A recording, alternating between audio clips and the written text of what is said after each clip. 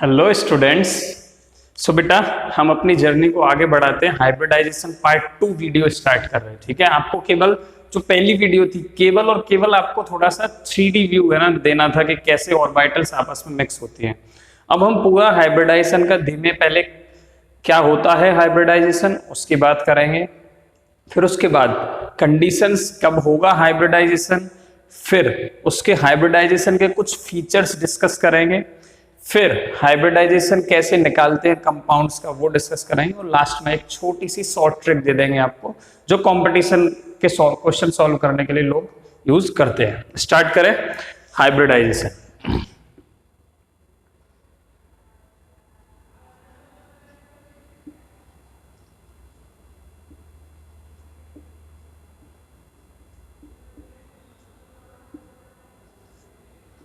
ठीक है, देखो सबसे पहले आपको पता होना चाहिए हाइब्रिड ऑर्बिटल्स क्या होती है। जो हमने आपको पिछले वीडियो में समझाया था कि कुछ नहीं, केवल जो एटॉमिक ऑर्बिटल्स आपस में मिक्स हो जाती हैं, ठीक है, एक ही एटम की ऑर्बिटल्स आपस में मिक्स होके हाइब्रिड ऑर्बिटल्स बनाती हैं। तो ये आपको पता होना चाहिए। ठीक है, तो एक फिनोमिनन है हाइब्रिडाइजेशन, एक फिनोमिनन है जिसमें लिख लो डेफिनेशन, लिखो डेफिनेशन लिखो बेटा। ये हाइब्रिडाइजेशन की डेफिनेशन लिखी हुई है। Hybridisation is the phenomenon in which mixing of orbitals takes place which are slightly differ in energies, है ना। एटॉमिक ऑर्बिटल्स जिनमें थोड़ा सा डिफरेंस होता है वो आपस में क्या होती है, मिक्स होती हैं। सो एज क्या होता है उससे, टू रिडिस्ट्रीब्यूट देयर एनर्जीज, दोनों की एनर्जीज को लगभग इक्वल किया जाता है। इससे होगा क्या, resulting in the formation of set of new orbitals, एक नया सेट बनता है ऑर्बिटल्स का जो कि, और उन ऑर्बिटल्स को हाइब्रिड ऑर्बिटल्स बोलते हैं। जो नया सेट बनता है वो ऑर्बिटल्स सबकी एनर्जी इक्वल होती है। हमने आपको बताया था पिछले वीडियो में सबकी एनर्जी इक्वल होती है एस और पी से मिलके, है ना।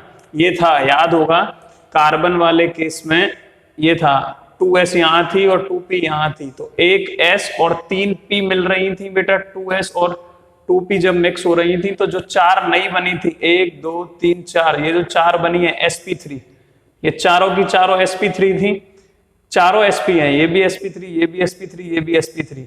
तो ये चारों की क्या है, एनर्जी इक्वल है, सेम शेप होती है, सेम शेप होती है। ठीक है, अब आप बोलोगे कि सर s की शेप अलग होती है, p की अलग होती है, तो ये हाइब्रिड ऑर्बिटल की शेप कैसी होती है। देखो जब भी हाइब्रिड ऑर्बिटल मिक्स होती है तो इसमें कुछ इस तरीके की शेप बनती है, मतलब दो लोब आपस में मिक्स होके एक बड़ा लोब बना लेते हैं और एक इसके साथ छोटा लोब भी बना होता है, लेकिन इस छोटे लोब को हम बनाते नहीं है क्योंकि यहाँ पे इलेक्ट्रॉन को पाने की डेंसिटी बहुत कम है, तो इसे इग्नोर कर दिया जाता है। तो हाइब्रिड ऑर्बिटल इस तरीके से होती है, दो लोब मिक्स होके जी बड़े हो गए। ठीक है, तो ये हाइब्रिड ऑर्बिटल की शेप है, इसलिए इसमें घबराना नहीं है आपको कि कैसी शेप होगी। ठीक है, केवल एक बड़ा लोब बना दिया जाएगा। तो ये क्या था हाइब्रिडाइजेशन की डेफिनेशन। इसके बाद हम बात करते हैं कंडीशंस ऑफ हाइब्रिडाइजेशन। क्या किसकी,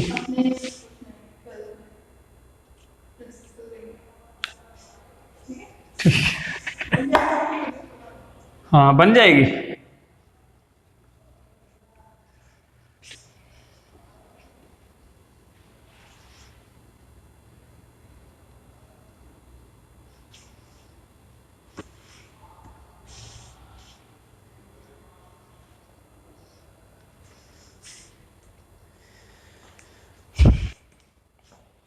नेक्स्ट पार्ट है बेटा इसका हमारा कंडीशंस फॉर हाइब्रिडाइजेशन।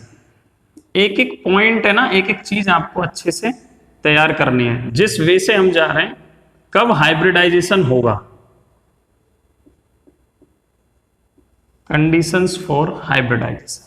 ठीक है, तो मैं यहां पे पहले पॉइंट्स लिख रहा हूं, फिर एक एक करके आपको एक्सप्लेन कर दूंगा। ठीक है, लिखो बेटा, आपको बोर्ड पे दिख रहा है कंडीशंस फॉर हाइब्रिडाइजेशन क्या क्या है। पहली कंडीशन है ऑर्बिट, आपको ये नोट्स बना लेने हैं। ठीक है, इसीलिए मैं एक एक पॉइंट लिखा रहा हूँ, समझा तो मैं खुद एक्सप्लेन भी कर देता, लेकिन इसीलिए मैं बीच बीच में लिख रहा हूँ, इससे आपको अच्छे से आप नोट्स प्रिपेयर कर सको एकदम systematic. The orbitals present in valency shell of the atoms are hybridised.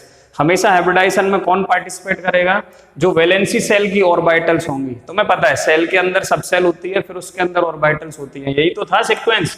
N से हम L की वैल्यू निकालते हैं, दैट इज सेल, ये था L, दैट इज सब सेल, ये था। फिर सब सेल से हम M मतलब ऑर्बिटल्स पे आते हैं। फॉर एग्जाम्पल अगर मेरे पास L मतलब 1 है तो कौन सी सब सेल हो गई P, तो उसके अंदर कितनी ऑर्बिटल्स होंगी, PX, PY और PZ। ठीक है, तो ये आपको याद रखना है। कौन सी ऑर्बिटल्स पार्टिसिपेट करेंगी, जौन सी सेल लास्ट होगी, आउटर मोस्ट वैलेंसी सेल होगी, ठीक है, उसी की ऑर्बिटल्स हाइब्रिडाइज्ड होंगी। The orbitals undergoing hybridisation should have almost equal energy. जैसे हमने कार्बन के केस में आपको बताया 2s और 2p में एनर्जी में ज्यादा डिफरेंस नहीं होता है, इसीलिए वो मिक्स हो पाती हैं। अगर एनर्जी में ज्यादा डिफरेंस है तो इतनी एनर्जी लाओगे कहां से कि ये मिक्स हो। ठीक है, तो मॉलिक्यूल में क्या है, मूवमेंट के कारण थर्मल एनर्जी हुई या सॉल्वेशन इफेक्ट के कारण स्ट्रक्चर में से ही वो आपस में मिक्स हो जाती है। तो बहुत बहुत माइनर डिफरेंस होता है वो एनर्जी का, तो लगभग इक्वल इन एनर्जी होनी चाहिए। Third, promotion of electron is not essential condition prior to hybridisation. हमेशा ऐसा नहीं है, जैसा हमने आपको कार्बन के केस में बता दिया था कि भाई यहां से जैसे C था तो 2s में जो S पहली वाली sp3 थी उसमें 2 इलेक्ट्रॉन थे, फिर हमने बोला कि इसे है ना, सॉरी 1 मिनट, इधर 2 थे ना, तो हमने इसको जंप करवाया था। तो ये जंप करे ऐसा हर एक केस में नहीं होता है, ये और याद रखना है, हर केस में ऐसा जरूरी नहीं है, ये कोई प्रायर कंडीशन नहीं है कि हमेशा ऐसा हो, कोई जरूरी नहीं है ऐसा। फोर्थ क्या है, it is not necessary that only half filled orbitals participate in hybridisation. मतलब ये जरूरी नहीं है कि हर एक ऑर्बिटल जो पार्टिसिपेट करने जा रही है, ठीक है, हाइब्रिडाइजेशन में, वो हाफ फिल्ड ही हो, ऐसा नहीं है। फुल फिल्ड भी पार्टिसिपेट करती है, हाफ फिल्ड भी पार्टिसिपेट करती है, और इवन समटाइम्स एम्प्टी भी पार्टिसिपेट करती है। क्या बोला, याद रखना, एम्प्टी भी करेगी, जिसके अंदर कोई इलेक्ट्रॉन नहीं है वो भी मिक्स हो सकती है, जिसके अंदर फुल फिल्ड है, जिसके अंदर इलेक्ट्रॉन पूरी तरह से भरे हुए, एक भी गैप नहीं है, मतलब मान लो S की बात कर रहा हूं तो दोनों भरी हुई है, वो भी पार्टिसिपेट करेगी, और हाफ फिल्ड भी कर सकती है। केवल हाफ फिल्ड करेगी ऐसा जरूरी नहीं है, ये आपको याद रखना है, ये भी करेगी, ये भी करेगी, ये भी करेगी। तो ये थी कंडीशंस फॉर हाइब्रिडाइजेशन। नेक्स्ट बात करते हैं हम फीचर्स ऑफ हाइब्रिडाइजेशन, फिर हम बताएंगे आपको कि कैसे हाइब्रिडाइजेशन निकालते हैं, बड़ा सिंपल सा तरीका है। ठीक है, चलो नेक्स्ट टॉपिक है बेटा फीचर्स ऑफ हाइब्रिडाइजेशन।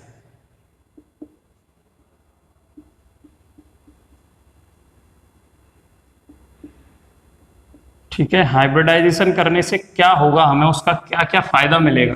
ठीक है, तो पहले मैं आपके लिए लिख दूं, फिर एक एक करके आप अच्छे से लिख सकते हो, है ना, नोट्स प्रिपेयर करना आपके लिए बहुत जरूरी है। तो बेटा फीचर्स ऑफ हाइब्रिडाइजेशन, देखो ये फीचर्स आपको याद रखने हैं। मैंने आपको बताया था the number of hybrid orbitals is equal to the number of atomic orbitals that get hybridised. अगर एक S समझने की कोशिश करना, एक S और 3p मिक्स होती हैं तो कितने, 1 और 3 कितने, 4 है ना, तो 4 ही sp3 हाइब्रिडाइज्ड ऑर्बिटल बन रही थी ना, 4 ही बन रही थी। तो ये है, जितनी एटॉमिक ऑर्बिटल्स मिक्स हुई हैं उतनी हाइब्रिडाइज्ड ऑर्बिटल बनेगी। नाम अलग हो जाता है, नाम दोनों के नाम से मिक्स करके रखा जाता है। The hybridised orbitals are always equivalent in energy, है ना, एंड शेप। जो हाइब्रिड ऑर्बिटल्स बन गई, जो sp3 हाइब्रिडाइज्ड ऑर्बिटल बन गई थी, ठीक है, उनका क्या है, उनकी एनर्जी इक्वल होगी, ठीक है, इक्वल इन एनर्जी, और उनकी शेप भी एक जैसी होगी। ठीक है, third, the hybrid orbitals are more effective in forming stable bonds than the pure atomic orbitals. ये पॉइंट भी मैं आपको एक्सप्लेन कर चुका हूं। कैसे एक्सप्लेन किया था कि जो एटॉमिक ऑर्बिटल है वो तो भाई साहब 90 डिग्री का बॉन्ड एंगल बना रही थी CH4 वाले स्ट्रक्चर में, पिछले वीडियो को याद करो। लेकिन हमने बोला जैसे ही हाइब्रिडाइज्ड ऑर्बिटल आई, उन्होंने क्या किया, उन्होंने ये किया, उन्होंने 109.5 डिग्री का बॉन्ड एंगल दिया जो कि स्टेबल होता है। ठीक है, इसीलिए एटॉमिक ऑर्बिटल्स के कंपैरिजन में स्टेबल बॉन्ड और इफेक्टिव ओवरलैपिंग कौन देता है, हाइब्रिडाइज्ड ऑर्बिटल देती हैं, इसीलिए तो उनसे बॉन्ड बनता है। नेक्स्ट है these hybrid orbitals are directed in shape is some preferred in some preferred direction, इन्हें यहाँ पे in some preferred direction to have minimum repulsion between electron pairs and thus a stable arrangement will be there। मतलब मैं क्या कहना चाहता हूं कि जो हाइब्रिडाइज्ड ऑर्बिटल हैं ये अपने आप को ज्यादा से ज्यादा दूरी पे रखने की कोशिश करेंगी। एक स्फीयर के अंदर मान लो दो हाइब्रिडाइज्ड ऑर्बिटल आई, sp वाला केस देखा होगा आपने इथाइन में, ठीक है। तो दो हाइब्रिडाइज्ड ऑर्बिटल बन रही हैं, एक sp दो sp, ठीक है। इथाइन वाला केस याद करो, CH ट्रिपल बॉन्ड CH, वहां पे इथाइन मतलब कार्बन का हाइब्रिडाइजेशन sp आता है। तो स्फेरिकल में अब दो एक पूरा स्फीयर है, दो ऑर्बिटल्स को अरेंज होना है। मैक्सिमम रिपल्सन कब होगा? जब वो दोनों एकदम पास आ जाएं, तो उनके इलेक्ट्रॉनों में सबसे ज्यादा रिपल्सन होगा। मिनिमम रिपल्सन कब होगा? जब वो दूर चले जाएं। अब दो है, ठीक है, स्फीयर में देखो दूर कब जाएंगे? जब दोनों के बीच में फिक्स 180 डिग्री एंगल बन जाएगा। तो मैक्सिमम रिपल्सन मतलब मिनिमम रिपल्सन के लिए मैक्सिमम डिस्टेंस वो तय करती हैं, ठीक है। मैक्सिमम दूरी पे रहेंगी जिससे स्टेबल अरेंजमेंट बन सके, रिपल्सन कम हो, ठीक है। और इसी के कारण ये क्या करती हैं, एक स्पेसिफिक डायरेक्शन में इंडिकेट करेंगी। जैसे sp3 हमेशा टेट्राहेड्रली देगी, sp हाइब्रिडाइज्ड ऑर्बिटल जो होंगी वो हमेशा कौन सा हाइब्रिडाइजेशन दे रही हो, कौन सी शेप देंगी बेटा? लीनियर देंगी, ठीक है। तो ये क्या है, हमें स्टेबल अरेंजमेंट देती है और tells about the geometry of the molecules. Hybridisation किसी का sp3 हो गया तो हम फिक्स कर देंगे, oh it's sp3 hybridised carbon, so its shape will be tetrahedral, है ना। ये सब चीजें फिक्स हो जाती हैं हाइब्रिडाइजेशन से। Is it clear? तो ये थे बेटा कुछ फीचर्स हाइब्रिडाइजेशन के। कंडीशंस देख लिए आपने, फीचर्स देख लिए। अब हाइब्रिडाइजेशन निकालते कैसे हैं, एक एक करके मॉलिक्यूल्स के एग्जांपल के थ्रू मैं आपको एक्सप्लेन करूंगा। स्टार्ट करें। एक चीज, एक पॉइंट और बताना है मुझे आपको, वो एक्चुअली में बुक में नहीं दिया हुआ है, आपको याद रखना है। लेकिन जब भी हम हाइब्रिडाइजेशन कैलकुलेट करेंगे, पॉइंट ऐड कर लो, जब भी हम हाइब्रिडाइजेशन कैलकुलेट करेंगे तब हाइब्रिडाइजेशन में क्या क्या काउंट होता है? ऑलवेज बेटा सिग्मा बॉन्ड काउंट करना है आपको, ठीक है, plus lone pair of the electrons आपको काउंट करना है, लोन पेयर काउंट करना है। कभी भी बट नॉट पाई बॉन्ड, कभी भी पाई बॉन्ड के इलेक्ट्रॉन्स को काउंट नहीं करना है। ये हाईलाइट कर दो चाहे, वेरी इंपॉर्टेंट, ठीक है, कभी नहीं करना है। इसकी जरूरत कब पड़ेगी मैं बता दूंगा, बहुत इंपॉर्टेंट पॉइंट है, ठीक है। इससे डायरेक्ट मॉलिक्यूल देख के तुम हाइब्रिडाइजेशन निकालोगे। समझ में आ रहा है? स्टार्ट करें हम हाइब्रिडाइजेशन निकालना। चलो, सबसे पहले बात करेंगे, एग्जाम्पल लेते हैं बेटा। फर्स्ट एग्जाम्पल है, क्या है, किसके एग्जाम्पल कर रहे हैं? हाइब्रिडाइजेशन कैसे निकालेंगे, ठीक है। So first example is this BeCl2। देखो कैसे निकालते हैं, यही प्रोसेस आपको हमेशा फॉलो करनी है। बेरिलियम का एटॉमिक नंबर, सबसे पहले सेंट्रल एटम लिखो, उसका एटॉमिक नंबर लिखो, hydrogen, helium, lithium, beryllium, that is 4।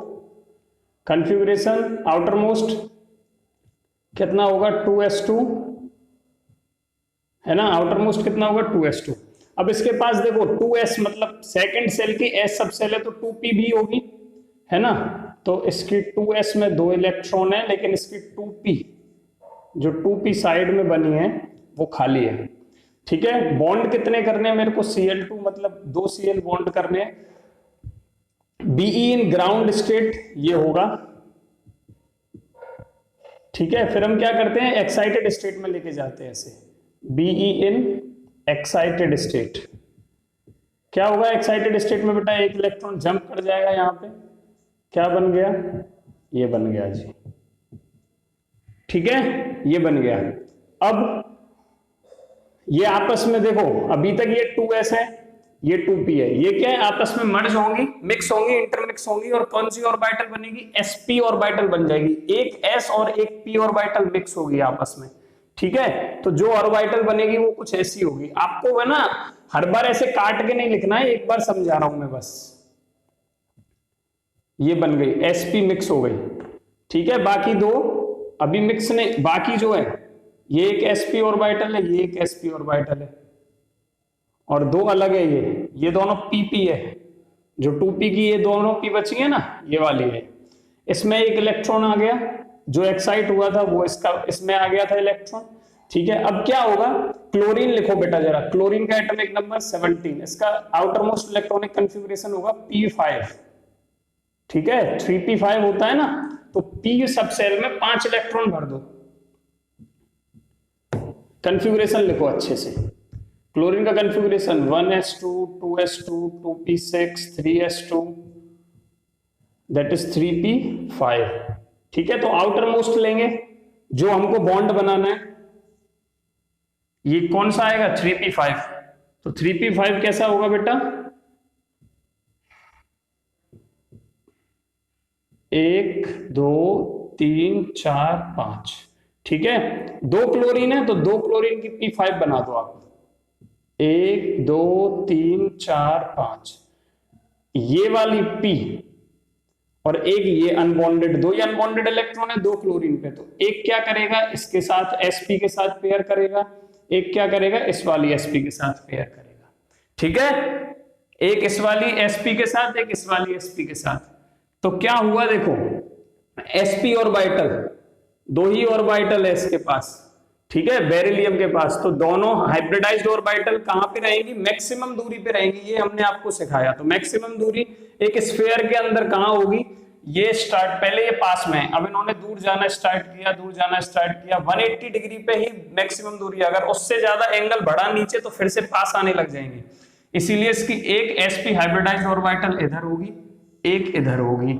एक sp में इसका एक इलेक्ट्रॉन था यहाँ पे, और इसमें भी एक इलेक्ट्रॉन था। फिर हमने क्या किया, हम क्लोरीन के एटम को लाए, हमने क्या किया बेटा, हम क्लोरीन के ये p5 वाले एटम को लाए, जो किसमें, p सब सेल में, p सब सेल में ना, तो क्लोरीन की p यहां पे बनानी पड़ेगी आपको इस तरीके से, और इसमें एक इलेक्ट्रॉन था। ठीक है, ऐसे ही यहाँ पे दूसरे, ये एक क्लोरीन की हो गई, ऐसे ही दूसरे क्लोरीन की यहाँ पे p सब सेल होगी, वो क्या करेगी, इधर ओवरलैप करेगी इसके साथ, जो इसमें इसका इलेक्ट्रॉन था, तो ये क्लोरीन हो गए। इस तरीके से दोनों क्लोरीन साइड में लगते हैं और BeCl2 का इस तरीके से बॉन्ड बनता है। ये देखो, ये बेरिलियम की sp हाइब्रिडाइज्ड ऑर्बिटल है, ये बेरिलियम की sp हाइब्रिडाइज्ड ऑर्बिटल है, और p के साथ ओवरलैप कर रही है, यहाँ पे भी p के साथ ओवरलैप कर रही है। बॉन्ड एंगल कितना आ गया, 180 डिग्री। ठीक है, हाइब्रिडाइजेशन कौन सा आएगा, sp, हाइब्रिडाइजेशन कौन सा आएगा, sp। अब याद रहेगा, अब एक चीज बता देता हूं तुम्हें, जब 2 ही ऑर्बिटल है तो 100% ये है, दोनों को मिला के 100% मिल रहा है, तो इसमें 50% कौन सा करेक्टर है, s करेक्टर है, 50% कौन सा करेक्टर है, p करेक्टर है। इज इट क्लियर बेटा, इज इट क्लियर। चलो, इस तरीके से तुम्हें, अब तुम बता सकते हो, देखो हाइब्रिडाइजेशन निकाला sp, तो इसकी ज्योमेट्री क्या हो गई, लीनियर, ये भी लिख लो, इसकी ज्योमेट्री क्या इंडिकेट हो गई, लीनियर। अब जिसका भी हाइब्रिडाइजेशन sp है उसकी ज्योमेट्री लीनियर हो जाएगी, खुद से सोचना है ये सब चीजें। ठीक है, चलो नेक्स्ट एग्जांपल लेते हैं।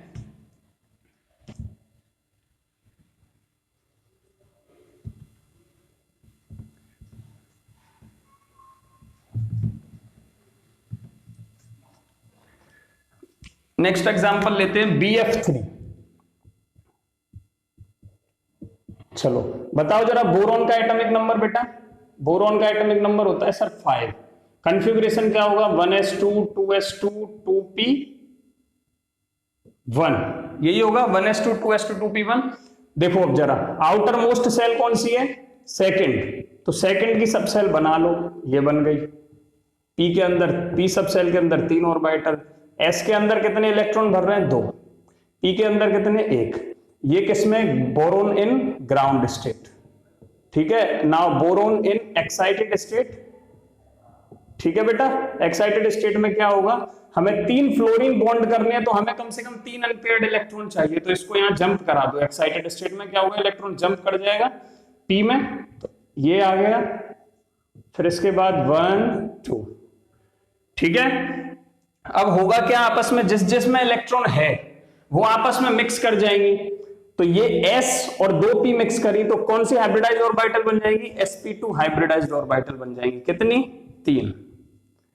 ठीक है, ये अब क्या है, sp2 हाइब्रिडाइज्ड ऑर्बिटल बन गई, और एक p खाली है, इससे हमें कोई भी मतलब नहीं है, ये खाली ही रहेगी।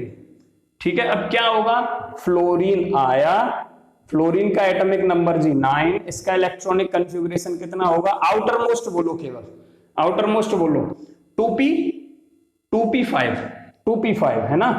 तो सेकंड सेल की p, कितने फ्लोरीन है टोटल, 3, 1 2 3 4 5 है ना, 1 2 3 4 5, 1 2 3 4 5, ठीक है। देखो ये P तो है, ये तीनों की P है ये, ठीक है, ये 2p है, ये भी 2p है, ये भी 2p है, तो ये इसके साथ चला जाएगा, ये इसके साथ चला गया, और एक फ्लोरीन इसके साथ चला गया।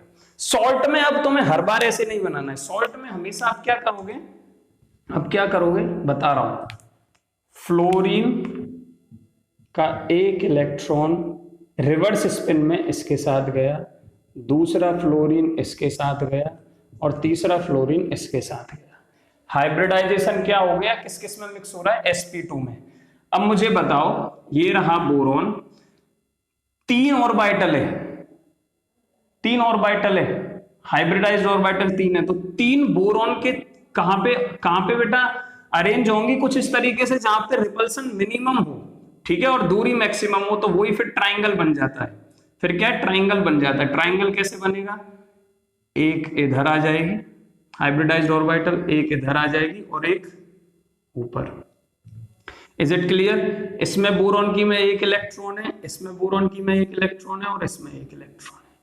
अब फ्लोरीन की p आई, फ्लोरीन की p वाली ऑर्बिटल आई, जिसमें एक एक इलेक्ट्रॉन था अनपेयर्ड, अभी हमने आपको दिखाया था बना के, ठीक है, तो वो कुछ इस तरीके से ओवरलैप करेगी इससे, ऐसे ही एक यहां पे करेंगे दूसरे वाले फ्लोरीन की, ऐसे ही एक ऊपर की तरफ p लग रही होगी, है ना, स्पेस नहीं है लेकिन वहां p है, क्लियर।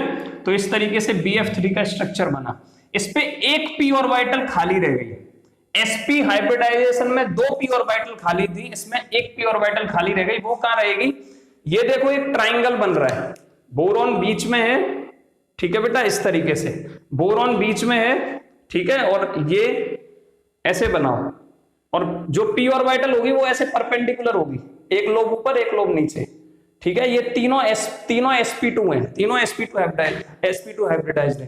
तो बताओ जरा हाइब्रिडाइजेशन कौन सा हुआ, sp2 हाइब्रिडाइज्ड ऑर्बिटल पार्टिसिपेट कर रही है, इसलिए sp2 हाइब्रिडाइजेशन हुआ। जब भी sp2 हाइब्रिडाइजेशन होगा, ठीक है, तो ये जो बॉन्ड एंगल है, ये जो बॉन्ड एंगल है हमेशा कितना होगा जी, हमेशा कितना होगा जी, 120 डिग्री होगा, ठीक है, हमेशा कितना होगा, 120 डिग्री होगा, 120 डिग्री होगा। ज्योमेट्री क्या होगी, ज्योमेट्री क्या होगी बेटा, ट्राइगोनल प्लेनर, ट्राइगोनल प्लेनर, बता सकते हो। चलो इस तरीके से आप किसी का भी बता सकते हो, टेट्राहेड्रल, ठीक है, CH4 का अब एग्जांपल लेते हैं, थोड़ा सा फास्ट जाएंगे।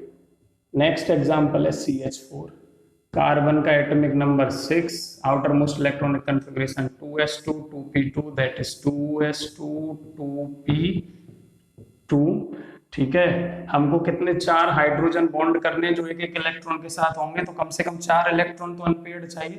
तो एक्साइटेड स्टेट में क्या होगा, ये इलेक्ट्रॉन यहाँ जंप कर जाएगा p में, तो ये एक यहाँ आ गया, ये 3 यहाँ पे अनपेयर्ड मिल गए, ठीक है। अब ये क्या है, तीनों मिक्स होंगी आपस में, कौन सी हाइब्रिडाइज्ड ऑर्बिटल बनाएंगी, 4 sp3 हाइब्रिडाइज्ड ऑर्बिटल बन जाएंगी, इनको मिक्स होके एक s और 3 p मिल रही हैं, तो कितनी टोटल कितनी बनेगी, 4 sp3 हाइब्रिडाइज्ड ऑर्बिटल बनेगी।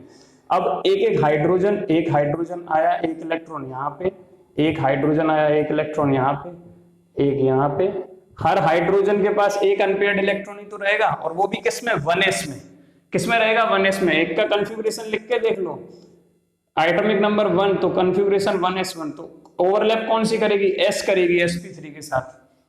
तो देखो कार्बन ये ना 4 sp3 हाइब्रिडाइज्ड ऑर्बिटल मैक्सिमम दूरी पे अरेंज्ड हो, ऐसा कुछ करना है, ऐसा कुछ करना है, तो क्या करते हैं, ऐसे में वो टेट्राहेड्रॉन बना के रखती है, एक इधर होगी, एक हाइब्रिडाइज्ड ऑर्बिटल इधर, एक इधर, और एक थोड़ा सा ऊपर की तरफ, ठीक है, ये ऐसा लगता है लेकिन ये सबकी बराबर दूरी है, इसको थोड़ा सा इधर बनाओ। ठीक है, सबके बीच में बराबर का बॉन्ड एंगल होता है। ठीक है, अब ये क्या है, sp3 हाइब्रिडाइज ऑर्बिटल है सभी की सब में एक एक इलेक्ट्रॉन प्रेजेंट है, सब में देखो एक एक इलेक्ट्रॉन प्रेजेंट है, चारों sp3 हाइब्रिडाइज ऑर्बिटल है। इनसे हाइड्रोजन की s आई और उसने यहां पे ओवरलैप कर लिया अपने इलेक्ट्रॉन को इस तरीके से।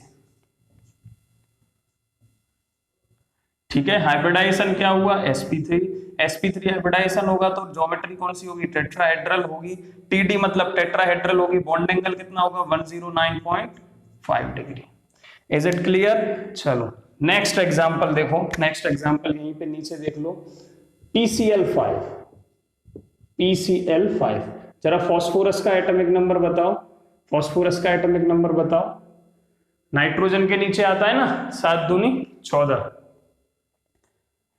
सॉरी 7 और 8 15, कितना होगा फास्फोरस का atomic number 15। Electronic configuration 1s2 2s2 2p 2p6 3s2 3p3, 1s2 2s2 2p6 3s2 3p3। ठीक है, आउटर मोस्ट को हमेशा लिखते हैं बस, वही बॉन्डिंग में पार्टिसिपेट करेगा, दैट इज 3s2 और 3p3। Clear? In ground state, phosphorus in ground state ऐसा होगा। In excited state, in excited state क्या हो जाएगा बेटा, हमको कितने 5 Cl बाउंड करने हैं, तो 5 Cl बाउंड करने हैं, 1 2 3 4, ये तो 4 ही है, 4 ही है। बट अब तुम्हें याद आना चाहिए बेटा कि जब भी 3s आता है, थर्ड सेल आ गई तो थर्ड सेल में 3d भी वेकेंट पड़ी होगी, 3d भी वेकेंट पड़ी होगी। तो क्या मैं थर्ड सेल की d भी बना लूं, यहां पे ये बन गई 1 2 3 4 5। ठीक है, अब हमें 5 अनपेयर्ड चाहिए, तो ये 3s का इलेक्ट्रॉन यहां चला जाएगा एक्साइटेड स्टेट में जंप करके, मतलब 1 2 3 4 और ये आ गए जी 3d। ठीक है, ये 3s है, ये 3p है और ये 3d है। अब क्या होगा एक्साइटेड स्टेट में, ये आपस में इंटरमिक्स करेंगे। अब देखो कितनी मिक्स कर रही हैं, एक s 3p और 1d, ये मिक्स करेंगी, जिन जिन में इलेक्ट्रॉन होते हैं वही मिक्स करती है, तो टोटल कितनी बनेगी 5 बनेगी, एक s 3p और 1d, 5 बन गई। अब सिंपल है, एक Cl, हर Cl में एक अनपेयर्ड इलेक्ट्रॉन रहता है, Cl मोनोवेलेंट एटम है, कॉन्फ़िगरेशन लिख के देख लो, p5 आएगा, तो p5 मतलब 2 ऑर्बिटल में 4 इलेक्ट्रॉन आ जाएंगे। अभी हमने करके दिखाया था आपको BeCl2 वाले केस में, वहां से देख लेना। हर क्लोरीन के पास एक अनपेयर्ड इलेक्ट्रॉन रहेगा p में। ठीक है, तो वो एक इसके पास चला गया, एक क्लोरीन का एटम इधर चला जाएगा। ठीक है, ब्लू मार्कर से बना रहा हूं, एक क्लोरीन इधर चला जाएगा, एक क्लोरीन इधर चला जाएगा और एक क्लोरीन इसके साथ चला जाएगा। ठीक है, तो हाइब्रिडाइजेशन क्या हो गया बेटा, sp3d, sp3d। इसकी शेप कैसी होगी, शेप देखो जरा, ये रहा फास्फोरस का एटम, इसके पास 5 ऑर्बिटल है। अब देखो 5 ऑर्बिटल कुछ इस तरीके से अरेंज होंगी, hybridised orbital 5 sp3d hybridised orbital कुछ इस तरीके से अरेंज होती हैं, एक इधर होगी और ये अब s, ये पहले अलग अलग शेप थी, d की अलग है, p की अलग है, s की अलग है, लेकिन मिक्स हो गई ना आपस में, तो शेप सबकी सेम, शेप सबकी सेम। तो एक इधर है, 2 ये रही है ना, ये तीनों एक प्लेन में ट्राइगोनल, एक ऐसे ऊपर अपनी तरफ बाहर की तरफ, ठीक है, एक इस बोर्ड के पीछे की तरफ निकली होगी, तो मैं उसे ऊपर वाली को ऐसे बना रहा हूं, ये रही, और जो पीछे है बोर्ड के वो ये रही। ठीक है, इस तरीके से अरेंज होता है। तो देखो एक प्लेन में बेटा ट्राइगोन बन रहा है ना, और सबके पास एक एक इलेक्ट्रॉन रहेगा, 1 2 3 4 5, पांचों में एक एक अनपेयर्ड इलेक्ट्रॉन है, 1, ठीक है, 2 3 4 और ये 5। क्लियर? अब देखो ये इसको शेप को क्या बोलेंगे, शेप को क्या बोलेंगे, एक प्लेन में एक ट्राइगोन बन रहा है, ये रहा,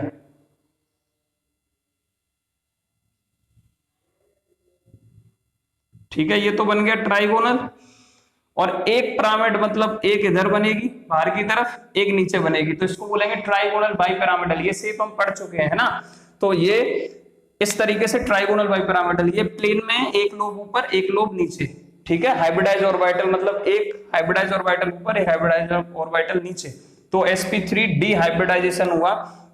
अब इससे क्लोरीन की p ऑर्बिटल आके ओवरलैप करेगी, तो एक p ऑर्बिटल आके ओवरलैप कर रही होगी इससे, है ना, इस तरीके से, क्योंकि सिग्मा बॉन्ड बनेगा तो एक्सियल ओवरलैपिंग होगी, है ना। यहाँ पे एक इलेक्ट्रॉन है पहले से ही फास्फोरस का, एक यहाँ पे ओवरलैप कर रही होगी इस तरीके से। ठीक है, एक यहाँ पे ओवरलैप करेगी इस तरीके से, एक इससे करेगी, ठीक है, और एक इससे करेगी इलेक्ट्रॉन के साथ। हाइब्रिडाइजेशन क्या हुआ, sp3d।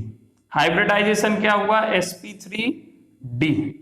ठीक है, और sp3d बॉन्ड एंगल इसमें दो तरीके के हो जाएंगे बेटा। देखो, एक तो ट्राइगोन में, यहां पे आ जाओ, अभी हमने BCl3 का BF3 का देखा था, BCl3 का भी BF3 जैसा बनता है। तो ये क्या है, एक ट्राइंगल बन रहा है एक ही प्लेन में, तो सबके बीच में 120 का एंगल होगा, तो दो तरीके के बॉन्ड एंगल है। ये वाला बॉन्ड एंगल कितना हो जाएगा, ये जो ट्राइगोनल एक प्लेन में जो है इनके बीच में बॉन्ड एंगल कितना होगा, इसके और इसके बीच में 120 डिग्री का। ठीक है, और जो ऑर्बिटल ऐसे प्लेन से बाहर निकली हुई है, जो ये ऊपर बनाई है, इसके बीच में और ये जो प्लेन में इसके बीच में कितना बॉन्ड एंगल होगा बेटा, 90 डिग्री। कितना, 90 डिग्री। ऐसे 90 होगा ना। देखो, ये तो प्लेन में रखी है ऐसे, और ये ऊपर है, कितना एंगल बन रहा है, 90 डिग्री। और एक ही प्लेन में जो दो हैं, सॉरी, एक ही प्लेन में जो दो हैं इस तरीके से, अरे इस तरीके से एक ही प्लेन में जो है उनके बीच में 120 डिग्री का एंगल बन रहा था। तीन है ना ऐसे, दो और एक इधर, तीन सबके बीच में 120 डिग्री का। तो दो तरीके के बॉन्ड एंगल होगा, एक होगा 90 डिग्री एंड 120 डिग्री। ठीक है, इसको एक्सियल पोजीशन बोलते हैं। जो हमने ये बताया ना, प्लेन से बाहर जो पिरामिड बना रहे हैं उनको एक्सियल पोजीशन बोलते हैं, ऊपर और नीचे एक्सियल पोजीशन। और जो प्लेन में आ रहे हैं उनको इक्वेटोरियल पोजीशन बोलते हैं। तो अब आप निकाल सकते हो, ये तो डिटेल्ड हुआ, ये क्या हुआ, डिटेल्ड स्ट्रक्चर हुआ। अब हम आपको थोड़ा सा शॉर्टकट बताते हैं कि कैसे कैलकुलेट करना है। ठीक है, कैसे कैलकुलेट करना है, बड़ा शॉर्ट फंडा है, आपको स्ट्रक्चर आना चाहिए बस। लुईस स्ट्रक्चर से थोड़ा सा आप स्ट्रक्चर बना सकते हो तो काम हो जाएगा। ठीक है, काम हो जाएगा। करें थोड़ा सा क्वेश्चन, NH3। देखो, इसका वैसे भी निकाल सकते हैं, लेकिन अब मैं जो तरीका बता रहा हूं बहुत फास्ट है। जरा NH3 का स्ट्रक्चर बताओ, लुईस डॉट स्ट्रक्चर हम एक बार बनाना सीख चुके हैं। ठीक है, स्ट्रक्चर आना चाहिए, ये NH3 का स्ट्रक्चर होता है। जब भी आप हाइब्रिडाइजेशन निकाल रहे हो, पॉइंट्स याद रखना, जब भी आप हाइब्रिडाइजेशन निकाल रहे हो, मैंने बोला था बहुत इंपॉर्टेंट पॉइंट होगा, सिग्मा बॉन्ड काउंट करना है और lone pair of electrons count करने हैं। सिग्मा बॉन्ड काउंट करना है और lone pair of electrons count करने हैं, तो काम खत्म। कितने सिग्मा बॉन्ड, 1 2 3, कितने सिग्मा बॉन्ड, 3, और लोन पेयर दैट इज 4। तो 1 2 3 4। अब डिजिट बोलना कहां से चालू करना है, हाइब्रिडाइजेशन हमेशा S से। कहां से स्टार्ट करना है, फिलहाल S से। ठीक है, तो हाइब्रिडाइजेशन क्या हो जाएगा, S P1 P2 P3, hybridisation is sp3, simple. और इसका sp3 होता है। ठीक है, इसकी ज्योमेट्री क्या होगी, टेट्राहेड्रल होगी, जैसे ही हाइब्रिडाइजेशन sp3 आया तो। ठीक है, हाँ, बॉन्ड एंगल इसका 109.5 डिग्री नहीं होता है, कम हो जाता है रिपल्सन के कारण, वो हम पढ़ चुके हैं विस्पर थ्योरी में, रिपल्सन के कारण कम हो जाता है। बॉन्ड एंगल इसका उतना नहीं होगा, बॉन्ड एंगल इसका कम हो जाता है। ठीक है, कितना हो जाता है, 108 डिग्री तक आ जाता है बॉन्ड एंगल, कितना, 108 डिग्री पॉइंट समथिंग आ जाता है। ठीक है, ऐसा क्यों होता है वो हमने आपको बता दिया। क्लियर, ये हम आपको एक्सप्लेन कर चुके हैं विस्पर थ्योरी में। तो ऐसे बहुत सारे मॉलिक्यूल्स हैं, जरा बताओ बेटा। SO4 SO4 मतलब 4 ऑक्सीजन लगा दो सल्फर से, इस सल्फर के पास इलेक्ट्रॉन कितने, वैलेंस 6 में से 4 ऑक्सीजन से बॉन्ड बना रहे हैं। ठीक है, 4 ऑक्सीजन बॉन्ड हो रहे हैं, ठीक है, और तुम्हें पता है 6 और 2 8, 2 नेगेटिव भी तो है, वो किसके ऊपर होगा, ऑक्सीजन के ऊपर होगा। क्लियर, 6 है। अब मुझे बताओ 4 ऑक्सीजन बॉन्ड करने हैं जिसमें से 2 ऑक्सीजन के पास नेगेटिव चार्ज है, मतलब एक काम तो ये हो जाएगा कि भाई साहब जिसके पास नेगेटिव चार्ज आ गया वो ऑक्सीजन तो सिंगल बॉन्ड बनाएगा, बिल्कुल सही है। और जो 2 ऑक्सीजन बचे, अब तो 2 नेगेटिव तो आ गया ना, वो तो डबल बॉन्ड बना के ही रहेंगे। ये होता है SO4 का स्ट्रक्चर बनाना सिखाया मैंने, लुईस डॉट स्ट्रक्चर, आपको ये आना चाहिए आपको बनाना, बस हाइब्रिडाइजेशन निकालना चुटकियों का काम है। गिनो जरा कितने सिग्मा बॉन्ड, 1 2 2, ये 2 बॉन्ड है, डबल बॉन्ड है, इसमें से कोई एक सिग्मा होगा, 3, इसमें से भी कोई एक सिग्मा होगा, 4, ठीक है। हाइब्रिडाइजेशन बताओ जरा, sp3, ठीक है। ज्योमेट्री टेट्राहेड्रल, खत्म, सिंपल है। जरा बताओ, अभी हमने PCl5 निकाला था, PCl5 का स्ट्रक्चर ये होता है,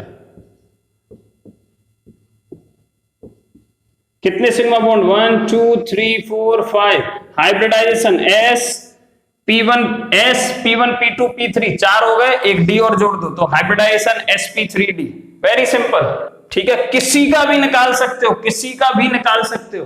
ठीक है। बस एक चीज याद रखना कि कुछ ऐसे हाइब्रिडाइजेशन आ जाते हैं जो एक्सेप्शंस हैं, लेकिन वो अभी आपको नहीं पढ़ने हैं, वो जब आप मेन ग्रुप पढ़ना स्टार्ट करोगे, ठीक है, पर्टिकुलर चैप्टर्स में, तभी आपको वो एक्सेप्शंस बताए जाएंगे, ठीक है। तब तक के लिए आपको घबराना नहीं है, नॉर्मली सीख लो फिलहाल। इसके बाद और किसका बताओगे, चलो एक कंपाउंड लिख रहा हूं, CH3, ठीक है, चलो ऐसे बनाता हूं, CH,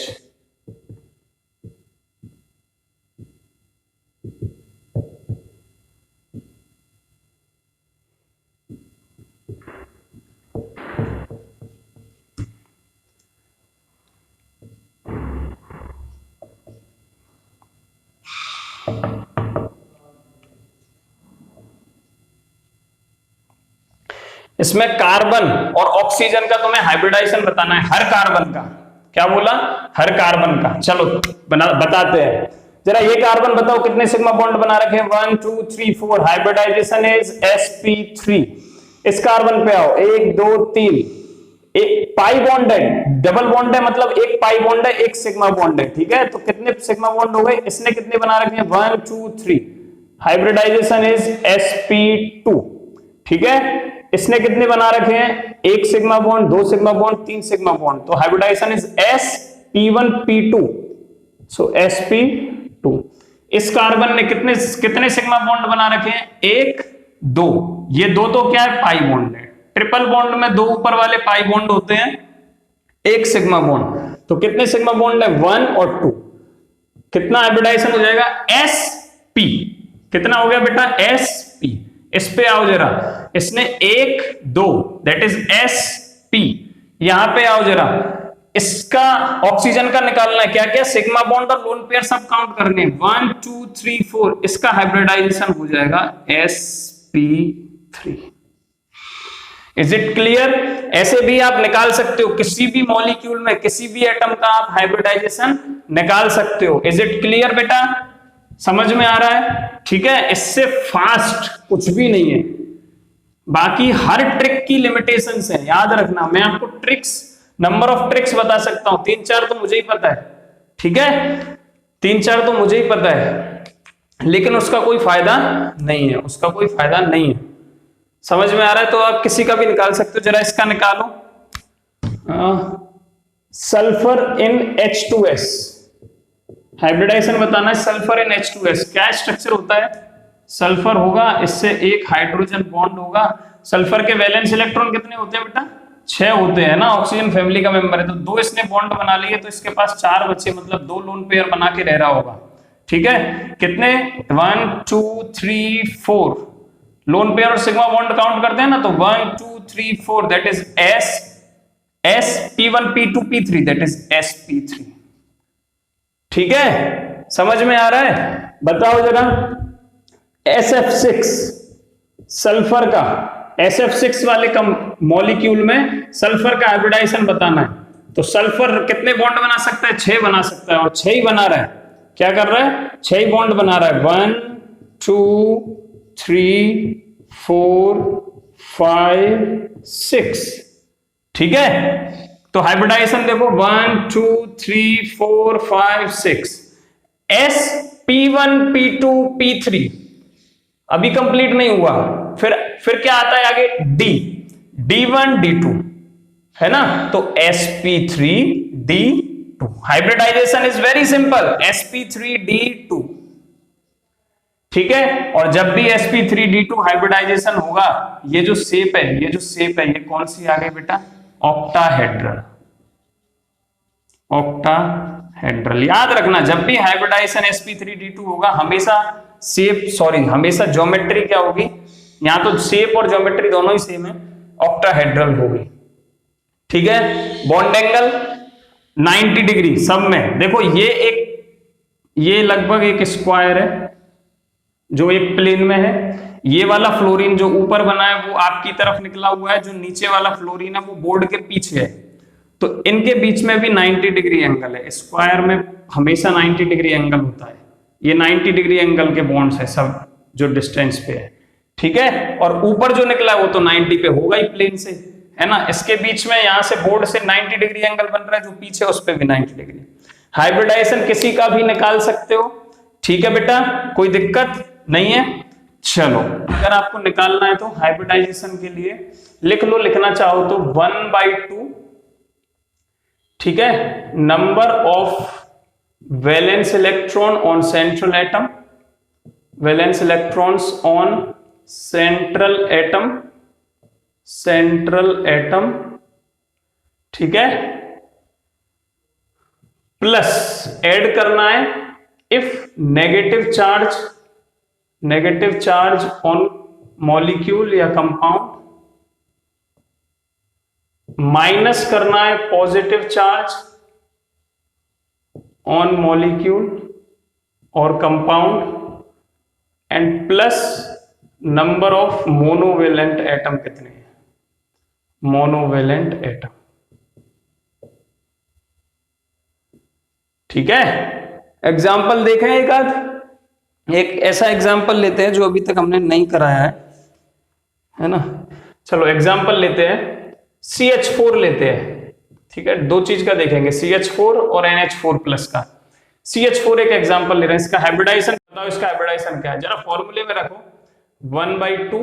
okay, number of valence electron on central atom. इसमें सेंट्रल एटम क्या होगा बेटा? कार्बन। इसमें सेंट्रल एटम CH4 में क्या होगा? कार्बन। तो कितने वैलेंस इलेक्ट्रॉन होते हैं कार्बन पे? 4।